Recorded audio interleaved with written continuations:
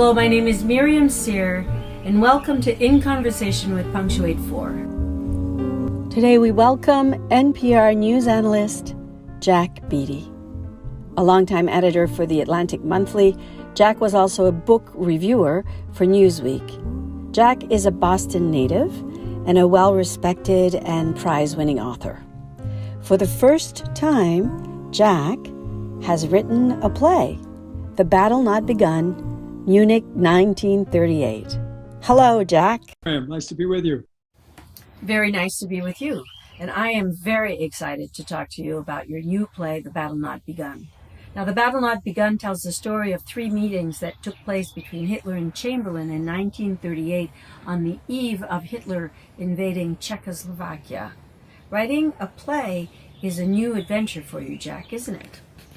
It is. I'd never done it before, and but in some ways it's an extension of my interest in biography. Biography, if it's effective, has to have dramatic scenes. Characters have to clash, and biographers are always looking for such moments. So it may be that I was a playwright without portfolio before I knew it. What drew you to these three meetings? Partly because it had never been done.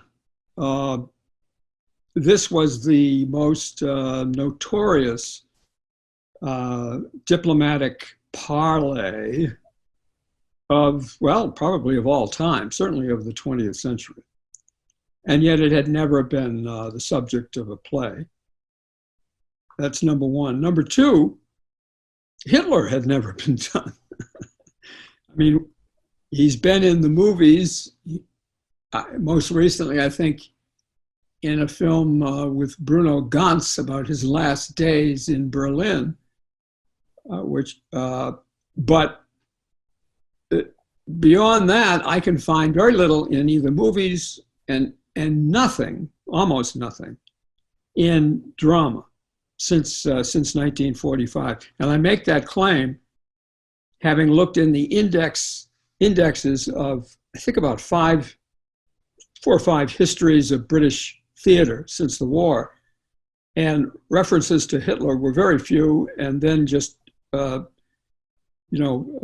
having no character based on him that I could see, and that is such an anomaly, since Hitler was the most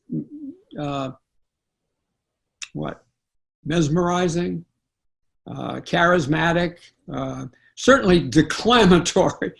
In terms of vivid personalities, he sort of tops the.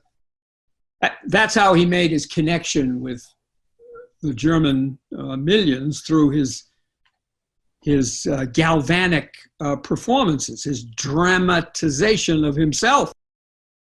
So he was a ham, and had this dreadful charisma. And yet that's never been, it cries out for an actor to have the part of a lifetime, and yet no actor has done it or been asked to do it. Can you tell us a little bit about the play? The structure of it is simply, as you said at the beginning, these three meetings in September 1938 between Prime Minister Chamberlain and Hitler. And what I wanted to, and there are rough records of what they said. I took off from those, but I wanted to bring into those revelations about the characters. I wanted them to talk about themselves, about their past, about the things that they thought were important. I wanted even their asides. I wanted to bring out their cultural incomprehensions. I wanted to bring out their class differences. So why did you choose the modality of a play as opposed to a book to talk about these three meetings? First of all, the history of it had been told and told and told. Notably in a book from 1979 called Munich, The Price of Peace by Telford Taylor. he'll be known to some listeners, viewers, as the young prosecutor at the Nuremberg war crimes trials. He was a brigadier general in the army then. My motive, which was to reveal character, to show what makes people tick. And I thought you could do that in a play. I wanted to bring out the difference. I wanted to show, so far as I can, their unconsciouses working. Their slips of the tongue, their sort of symptomatic statements that seem to be related to something inside them rather than connecting with the other. In short, I wanted to bring their whole lives into this proscenium, to use this as an opportunity to look through it. And obviously Hitler is at the center, to look through it and see his character and see what made him tick. Biography does not do that. That was a shock to me. I've read, I don't know how many of these Hitler biographies. He gets lost in the war. It's the greatest event in history. Anybody would. The result is, you put those books down, you couldn't answer the question, what made him tick? What was the prime motive of his life? Explain his psychology. Can't do that. Well, I do that. I may be wrong. In other words, the person whom I tried to plumb, whose psyche I tried to plumb, may not correspond at all to the real person, but at least I'm venturing a vision. And that is not done by the biographers. So anybody coming to this play hoping to learn something about Hitler and come away with oh, that's it. That was the master motive or the driving force, they're going to get it. In the play, you talk about Hitler wanting to match his inner chaos with the outside world. Hitler found himself in the war. And just as you say, it answered what was going on out there. The chaos and destruction matched something inside him. Some rage for destruction, some rage for destruction within order, because he was very, he was an obedient soldier. But he was, he was a brave soldier. But more than that, it was the time of his life when he felt most alive, when he felt part of a group, when the alienation and humiliation and poverty he had felt in Vienna, painting postcards, all that was past. He had an honorable place. People looked up to him. He wasn't promoted because he didn't seem like officer material, partly because he kept to himself so much. And so this was before it came out that he was so gifted at talking to people. He kept to himself, and he was very censorious with the other soldiers. They would talk about their adventures with women or going to the brothel or something, and he didn't want to hear that. And partly on, I think, not on moral grounds so much as on, fraternizing with the enemy. These are French women. How can you do that? Hitler seemed to revel in death. One of his motives in wanting war, even now in 1938, is that war was the only world he felt at home in. And he was determined to recreate it for everyone. But he also was Darwinian about that. And he said, if the people won't sacrifice, they won't be worthy. In other words, he almost saw war as a test of a people's virtue. And if the Germans couldn't stand it, then they should go down. They should be obliterated. There should be no more Germans, because war is the test. And he admired the British because the British had such a long history of warfare and surviving. That they conquered, as Kipling put it, lesser breeds without the law all over the world. And in fact, he says, you got your empire, coolies and, dacoits in India support you, I want to move into Ukraine and get, I want to get my empire, but it's on ground. It's not on the, not on a sea ship, but, and the Americans, how did they get there? They exterminated the Indians. Well, I want to do the same thing. I want to exterminate the as he calls them, Judeo-Bolsheviks. At this time, Chamberlain was also climbing the ranks. To cut to the chase, he had a serious, his political ascent had been pretty steady. He had been Lord Mayor of Birmingham, and then was called into the War Cabinet in World War I, the Lloyd George War Cabinet, and given a pretty important job, conscription of industry. By this time in 1938, Chamberlain is now Prime Minister of England. Why is he so keen to meet up with Hitler? Indeed he is. And he is, the popular or the received historical opinion of him is that he was this cowardly appeaser who, should have gone to war in 1938 over Czechoslovakia.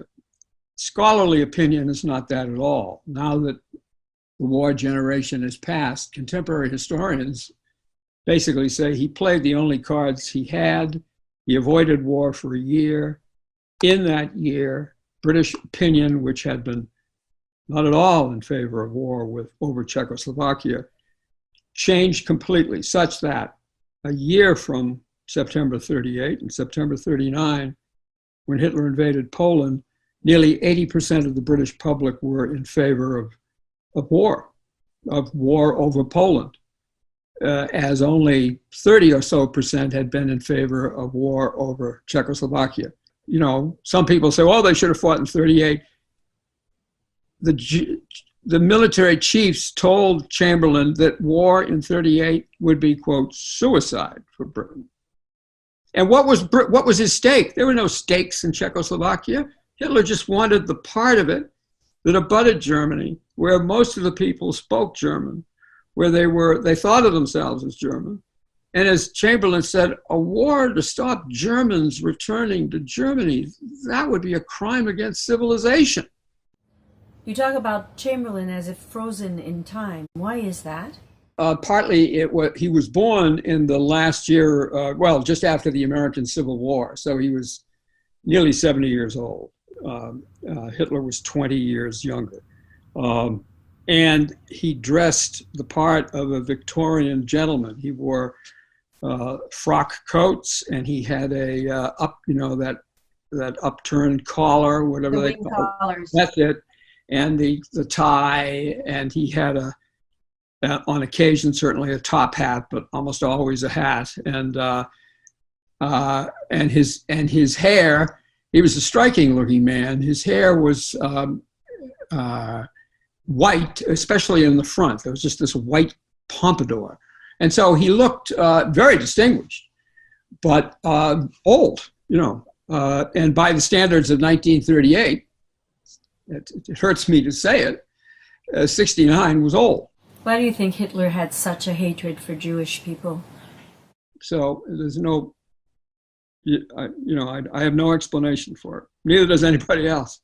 And yet through his entire life, Jewish people were so incredibly kind to him. He lost his mother at age 18 and came back for the funeral, and the doctor, his mother's doctor, his name was Bloch, said he had never seen, I don't know how old he was, maybe in his 40s, he had never seen more of a person, young, old, more torn by grief than Hitler, that it was the most profound grief he had ever witnessed.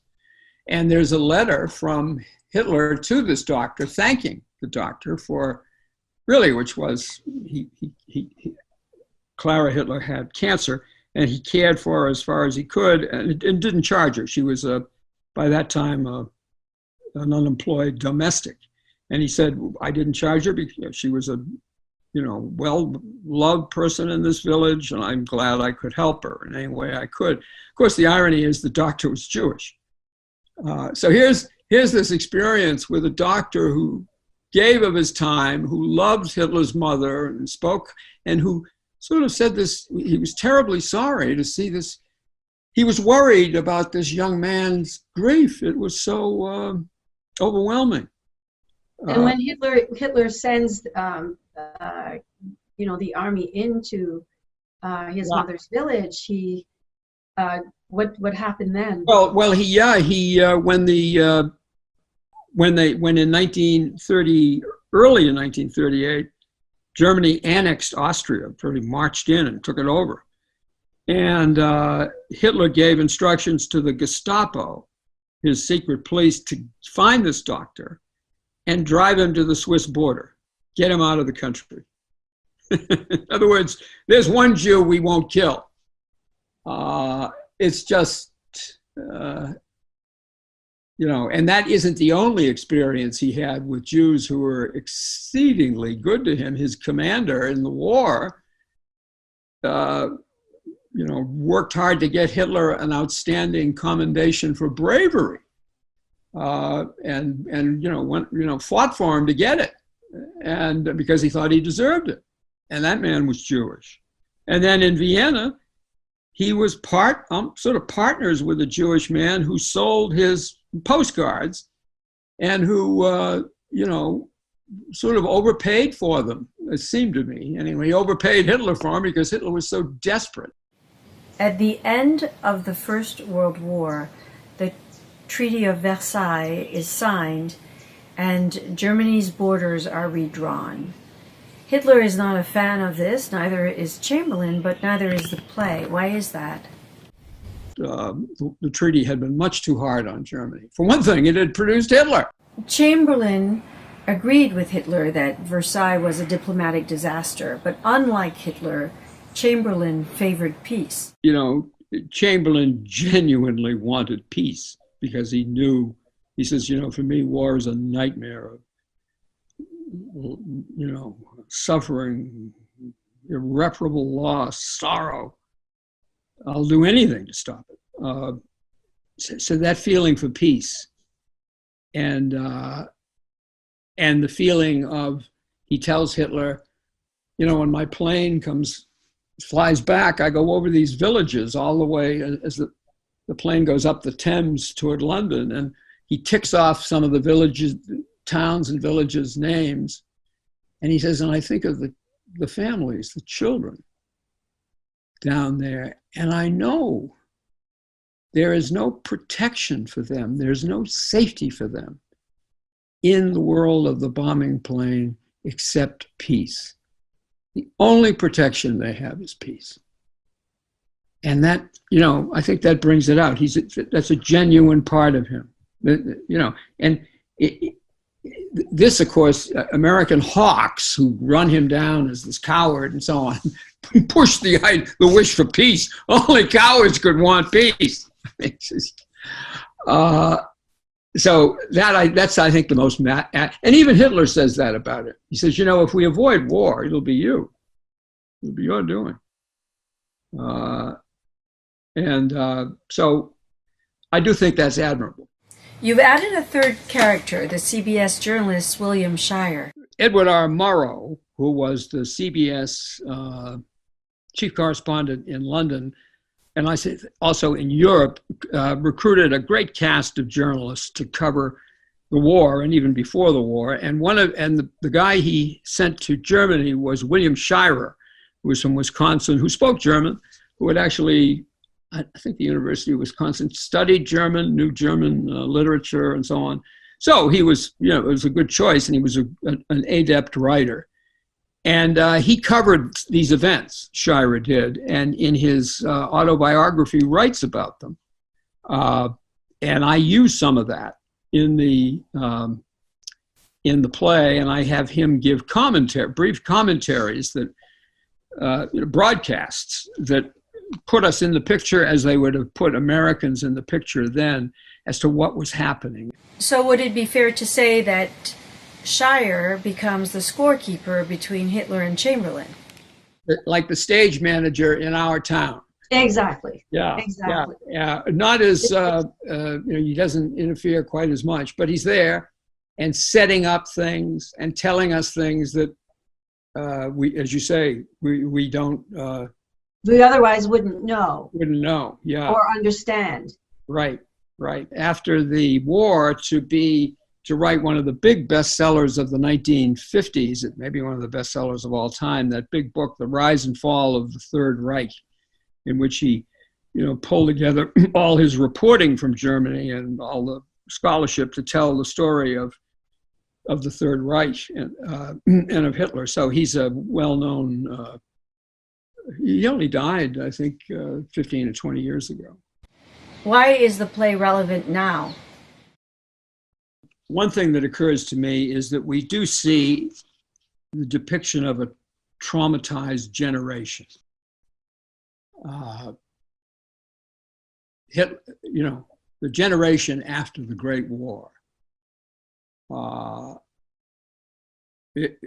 call it a traumatic experience is, understates.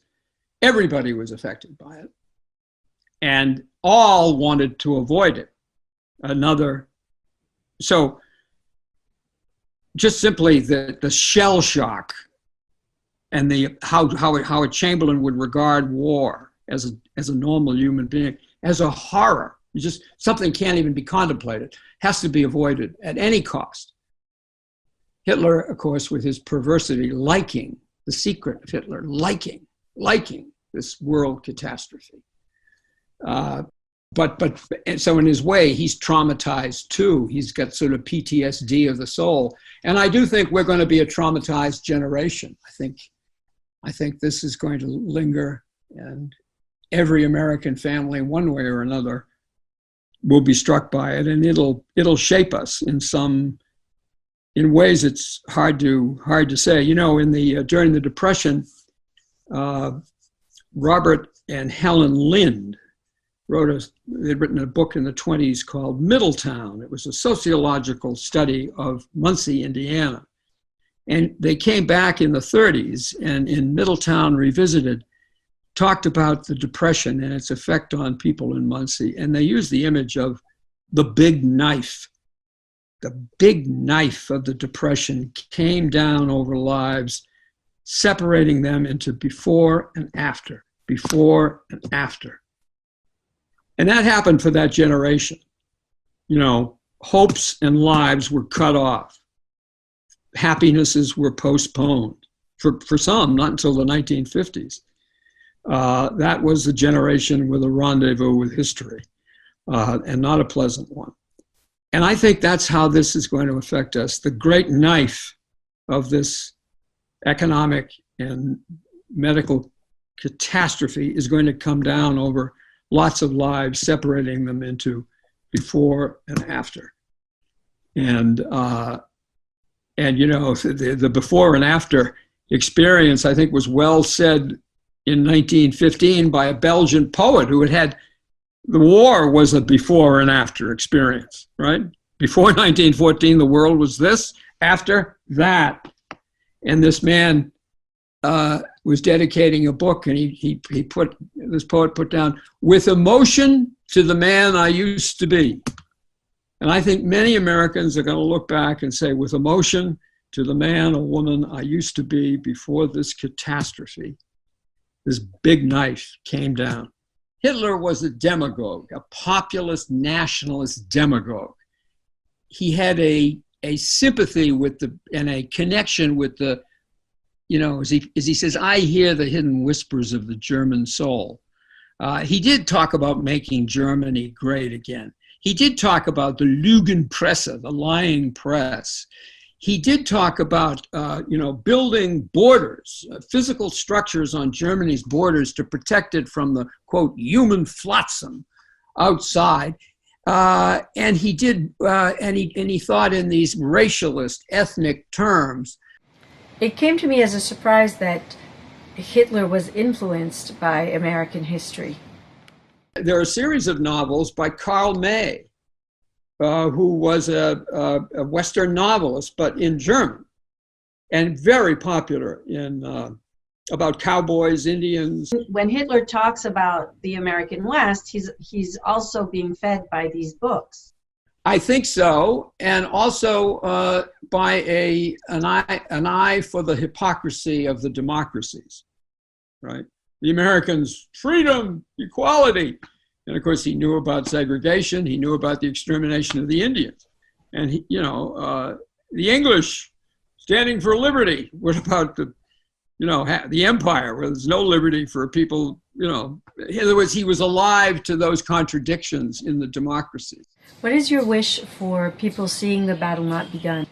Oh, well, I would like people to see it. I mean, I think it's very good, and it gets better with each time you offer a suggestion, criticism. I think it would be a very memorable experience for anyone who saw it, and they would look through it, understand a historical character, understand something about the human psyche seen in this extreme example of this man, have a different view of appeasement entirely. I mean, just that. They go in thinking this guy's a coward, Chamberlain, and they come out thinking, no, I mean, peace isn't such an awful thing. And maybe even thinking, gee, I went in thinking this was going to be a dry history play, and there's all these little artistic touches that keep showing up, these white papers. And, hey, this guy Beatty is trying to think theatrically. And so I would like that too, someone to say, this was pretty damn entertaining. Jack, as always, it has been a real pleasure. The Battle Not Begun, one can say, becomes more relevant with every passing moment, and I look forward to your production of this insightful and relevant play. Thank you very much, and thank your colleagues who've just done a tremendous job, and I'm very, very grateful to all of you. Thank you. If anyone should have any comments for Jack or questions, please feel free to reach out to us via our website or email, social media. And if you have any comments or ideas, they are always welcome. Thank you for joining us today.